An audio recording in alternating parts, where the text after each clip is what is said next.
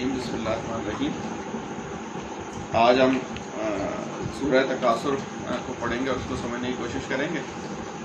آج جو ہے وہ دن ہمارے لیے اس لیے خاص ہے کہ آج ہماری دادی ماں کی برسی بھی ہے۔ دادی ماں کی وفات 19 رمضان کو ہی تھی۔ 19 رمضان کو ہی ہم سب جو ہے اکٹھے بیٹھتے ہیں، اس کے علاوہ بھی بیٹھتے ہیں لیکن 19 رمضان کو بیٹھتے ہیں تاکہ ہم سب کو یاد آئے کہ ہم نے بھی ایک دن اس دنیا کو چھوڑ کے جانا ہے، اور یہ سب معلومات اور یہ سب چیزیں جن کے پیچھے ہم لگے ہوئے ہیں اور ہم جو ہے اس میں مغن ہو گئے ہیں، اس کو ہم یہ فانی سمجھیں اور ہم یہ سمجھیں کہ ہم نے آخرت میں اللہ تعالیٰ کے پاس جانا ہے اور حساب دینا ہے۔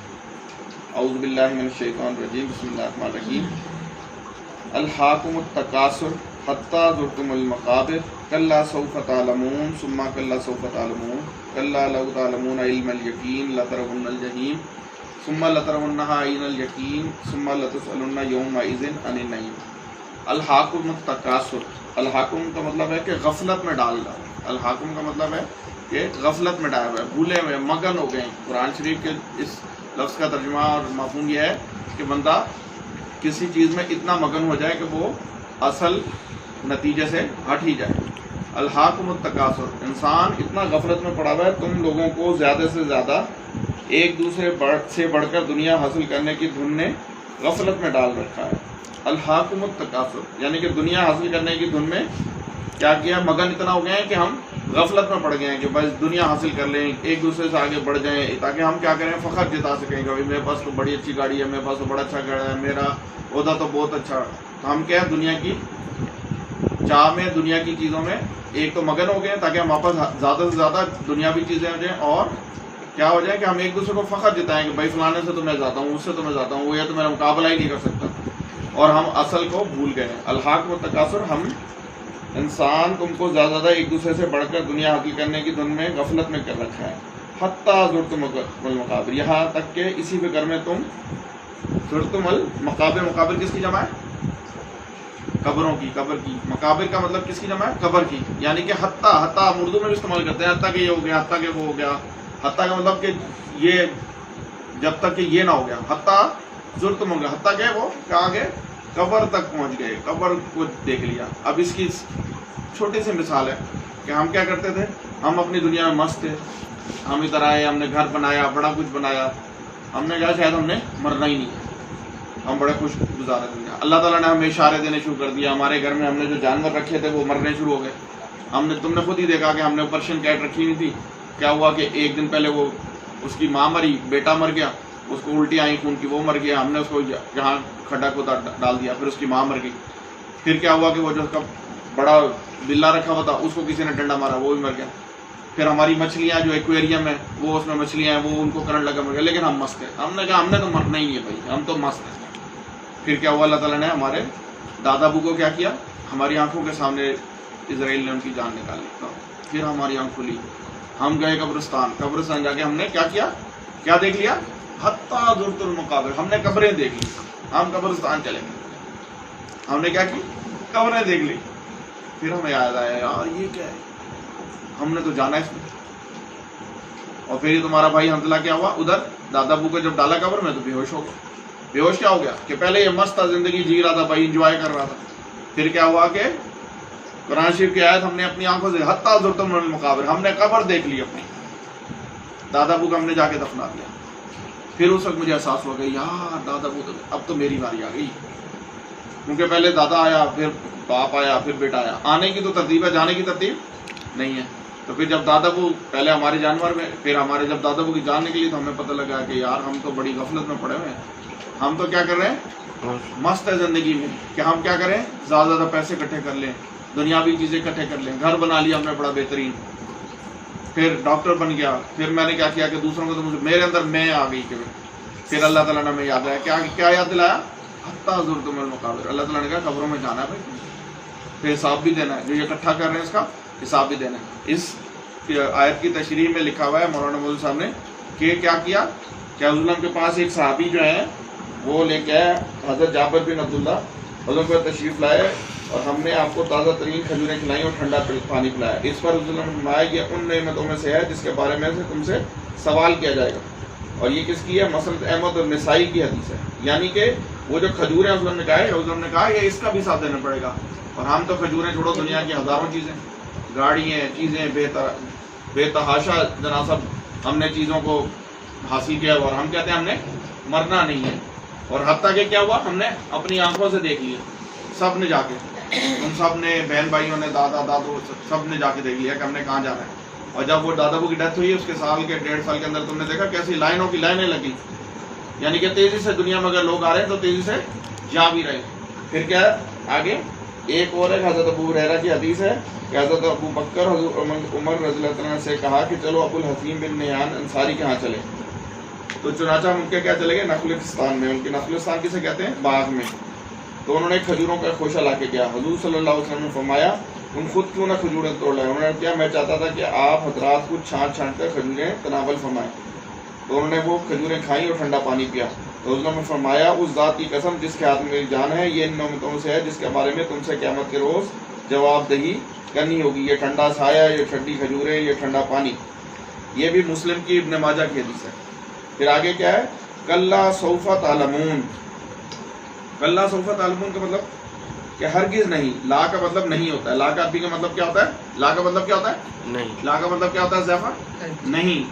تو نے کہا کہ ہرگز نہیں ان قریب تم کو معلوم ہو جائے گا. تعلمون کس کی جو ہے جمع علم کی. تعلمون علم ہو جائے گا تمہیں علم ہو جائے گا. کیا ہو جائے گا علم ہو جائے گا. ہرگز نہیں ان قریب تم کو معلوم ہو جائے گا.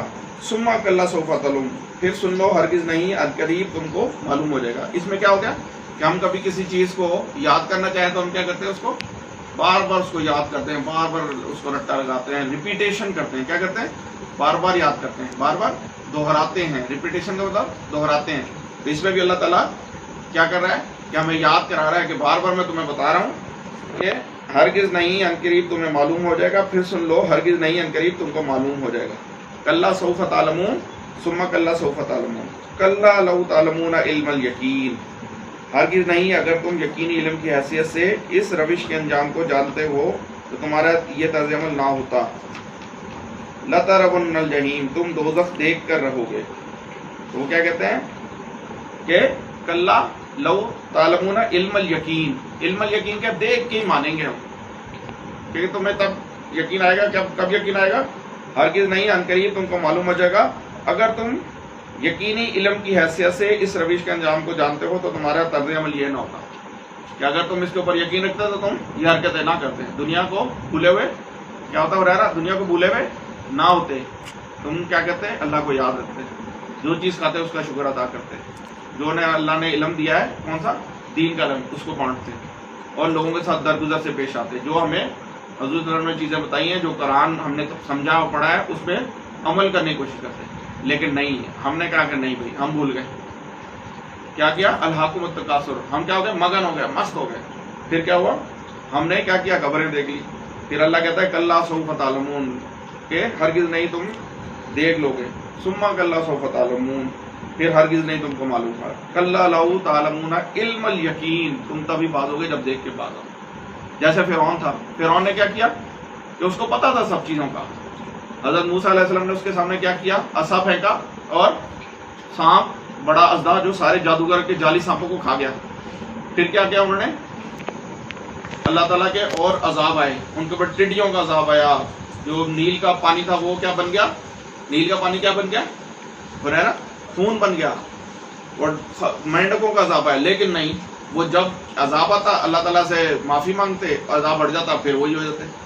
تو فرعون کیا تھا اندر سے وہ جانتا تھا کہ حضرت موسیٰ صحیح ہے اور خدا ٹھیک ہے. لیکن بس وہ چونکہ بادشاہ تھا لوگوں سے اپنے آپ کو خدا کہلواتا تھا. تو وہ پھر کیا ہوا کہ حضرت موسیٰ علیہ السلام کو اس نے کہا کہ میں تو زندہ و مردہ کی قدرت بھی رکھتا ہوں. ایک قیدی کو بلایا اس کی گردن اڑا دی کہ دیکھو میں نے ایک موت. پھر دوسرے کو لایا میں نے چھوڑ دیا دیکھو میں نے زندگی بھی دے دی.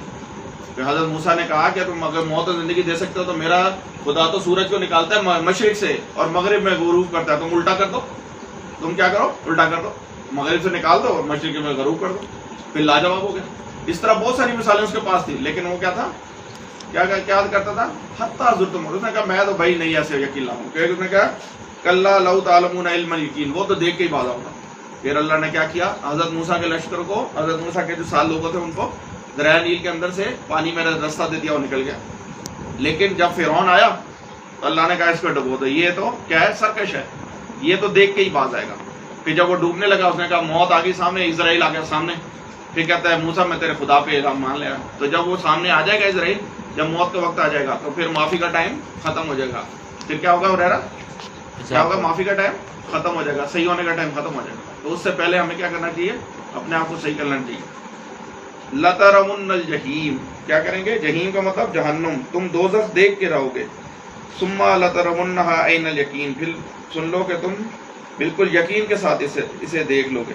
پھر کیا ہوگا کہ تم قیامت دن کیا کرو گے، حذیفہ، لَتَرَوُنَّ الْجَحِيمَ، جہنم دیکھ لو گے۔ جب جہنم دیکھ لو گے تو تمہیں یقین آ جائے گا، کیا آئے گا، ثُمَّ لَتَرَوُنَّهَا عَيْنَ الْيَقِينِ، عین کیسے کہتے ہیں، آنکھ کو، اور یقین کیسے کہتے ہیں، ایمان کو۔ یا عین الیقین کا مطلب آنکھ سے دیکھی ہوئی چیز، عین کا مطلب آنکھ اور یقین کا مطلب یقین آنا۔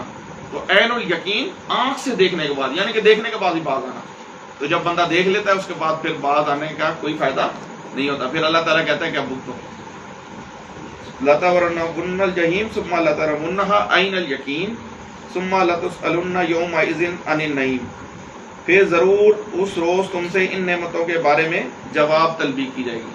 کون سی جواب طلبی کی جائے گی، نعمتوں کے بارے میں۔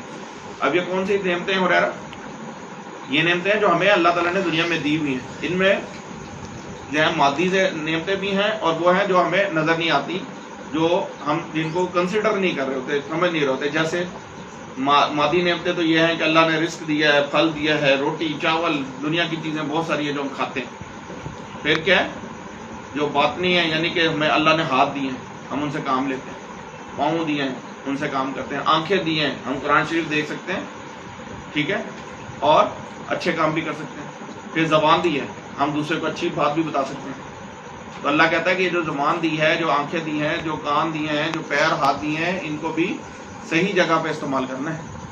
ان کو آپ نے اللہ کی راہ میں استعمال کرنا ہے، ان سے اچھے کام لیتے ہیں، نہیں تو قیامت کے دن کیا کرے گا کہ یہی ہماری گواہی دیں گے، یہی ہاتھ ہمیں بتائیں گے، ہماری زبان اللہ تعالیٰ بند کر دے گا۔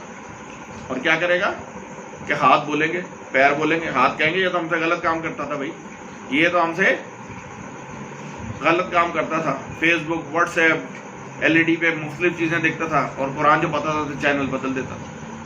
فیس بک پہ الٹی سیدھی چیزیں دیکھتا تھا، واٹس ایپ الٹے سیدھے میسج کرتا تھا، لیکن کبھی اس نے قرآن کی چیز کو آگے نہیں بڑھایا۔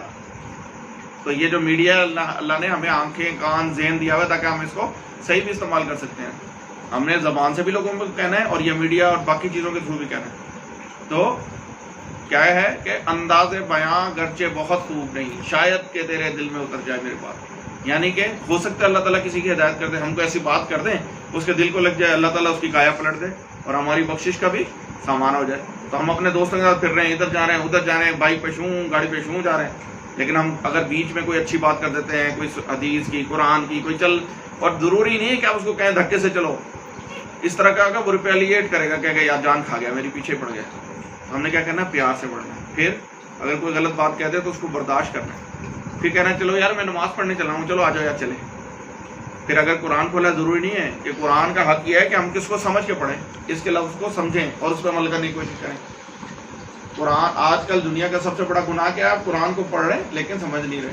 تو ہم دنیا کی انگلش بھی سمجھ رہے ہیں، میتھ بھی سمجھ رہے ہیں، کیمسٹری، فزکس سمجھ رہے ہیں، الٹی سیدھی لیٹر پٹر سمجھ رہے ہیں۔ وہ سب کیا ہوگا جب ہماری آنکھ بند ہوگی، منیں گے، ختم ہو جائے گا۔ لیکن یہ کیا کہ قرآن قیامت کے دن اور قبر میں جب ہمارا حساب شروع کے سامنے آ جائے گا انسان کے شکل میں کہ اگر اللہ تعالیٰ اس کو معاف کر دے، یہ تو کیا ہوگا، سفارش کرے گا۔ قرآن کیا کرے گا، سفارش کرے گا۔ تو اس لیے ہمیں چاہیے کہ ہم ان چیزوں کو سمجھیں اور ان کو آگے بڑھائیں، کیونکہ انسان کو اللہ تعالیٰ نے پیدا کیا ہے درد دل کے واسطے پیدا کیا انسان کو، ورنہ اطاعت کے لیے کچھ کم نہ تھے۔ کر و بیاں کیا ہے، جانور، چرندے پرندے بھی عبادت کرتے رہتے ہیں۔ جو چڑیاں ہیں یہ بھی کیا کرتی ہیں، صبح صبح تم نے دیکھا چک چک کری ہوتی ہے، اللہ کی عبادت کری ہوتی ہے۔ پرندے، فرشتے، جن اور درخت یہ بھی کرتے ہیں اللہ کی عبادت، لیکن اللہ تعالیٰ نے کیا کہ انسان کو پیدا کیا انسانوں کے کام آئے، حقوق العباد جسے کہتے ہیں، کہ وہ ایک دوسرے کے کام آئے، ایک دوسرے کو سمجھے اور پھر آخرت کا سامان کرے۔